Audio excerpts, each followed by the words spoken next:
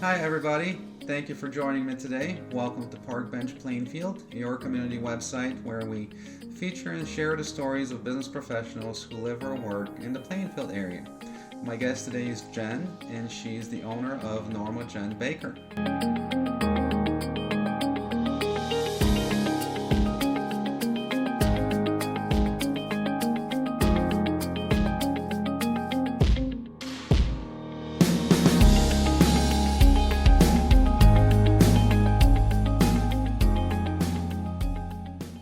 Hi Jen, welcome to Park Bench Plainfield, and thank you for joining me today. Hi Miro, thank you for having me today. It's my pleasure. Why don't we start by you telling us, first of all, how long have you had your own bakery business? Well, I've been baking on and off out of my home for a few years now, but as far as the business, for the last year. For the last year?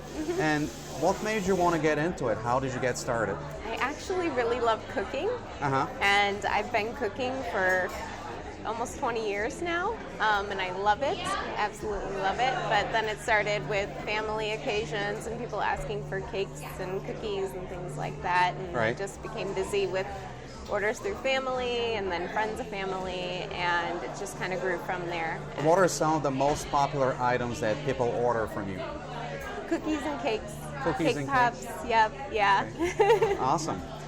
Is there anything exciting happening with your business right now that you would like to share with people? Well, I would love to start getting into craft fairs and farmers markets. So when the season is right, I would love to start doing that. But for now, I'm just taking individual custom orders from people, and whenever I can fit them in. So what are some of the challenges that you've run into now that you've turned this into a business? Because it started out as a hobby and now it's becoming a business. Yes. And you're getting busier and busier. Yeah, I have 2 kids, and I was staying at home with them, and I do while I'm baking. So kind of balancing my whole family life and social life with them, and baking can be a challenge, but if I reward them with extra cookies, they love it even more. So. So it's a win-win for the business and for the kids. Yes, yeah, quality control, yeah. Right. How do you stay motivated and stay positive, having your hands full as a full-time mom and an entrepreneur? What keeps you going? I love hearing back from people that they like the product, that they like what I made.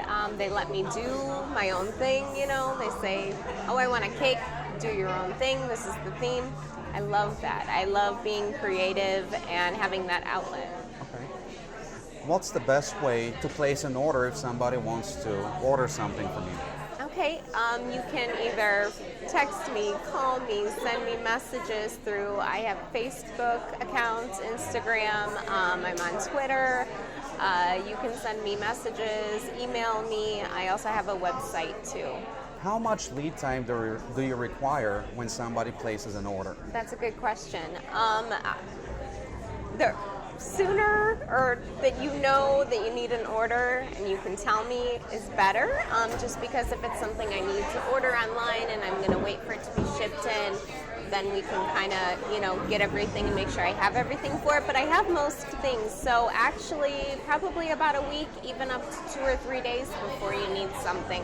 I'm really flexible, and I think that's what people like about my business, is that I'm pretty flexible. So preferably as much notice as possible, yes. But if you can get it in within 48 to 72 hours, we can still make it work. Yeah, that's the thing with baked goods, is that you want it fresh. So, I'm going to bake it a day or 2 before you actually need it. But if I have other orders or I need to order something special for it, it does take time. So depending on the order. Awesome. Great. What lessons have you learned by going through this process, and what would you say to someone, especially if they're a mom, a full-time mom, who is thinking about starting their own business venture? What advice would you give those people? You can do it.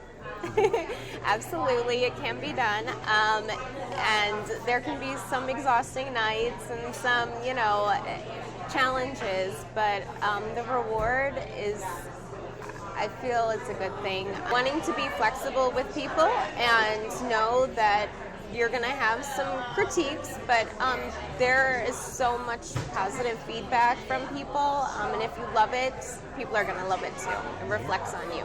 And you know, I could not agree with you more, because when I first started my website and interviewing people about 5-6 months ago, my doubts and fears did not match reality.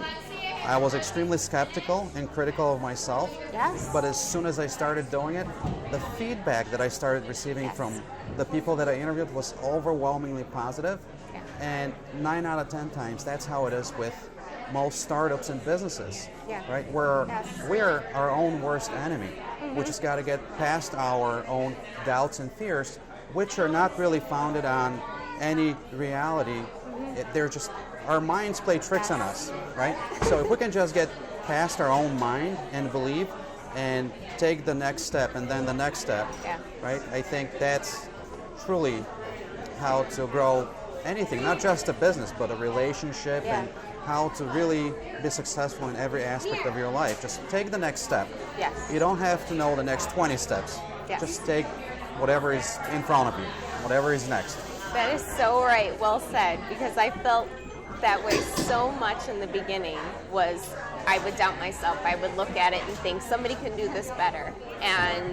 But then I would give it to people and they'd be like, I could never do something like this, and thank you, I love this, you're so creative. And it started to sink in, and I built the confidence up now, so I'm really glad that it took a while, but yeah, everything you said is 100% sure true. It does, right? Feeling. It takes time, it takes effort, it takes commitment, it takes a bunch of mistakes, a few tough lessons that we need to learn. It's a combination of all those things. It's not a straight line from zero to success. No, there's ups and downs, and we just got to deal with those as they come. Jen, what are some of the things that you're working on when it comes to your business, let's say, for the next year or so? Well, any orders that come in for anything anybody needs, I kind of take them as they go. But I'm looking for the holidays to do cookie boxes, where I will bake a certain amount of cookies, put them in there with icing and sprinkles, decorations. You can kind of do your own thing. I started last year painted cookies that people could do.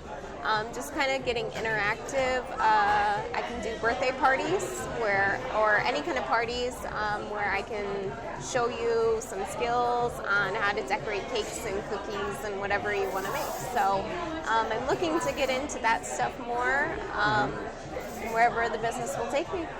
Once again, thank you so much for joining me today and really sharing your story, letting us know what you do. Thank you very much.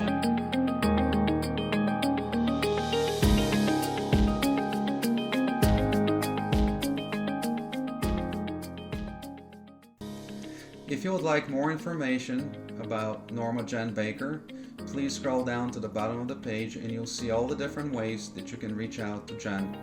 And for those of you out there who'd like to get a chance to share your story on this website, go to www.parkbench.com/Plainfield and click on the request interview icon.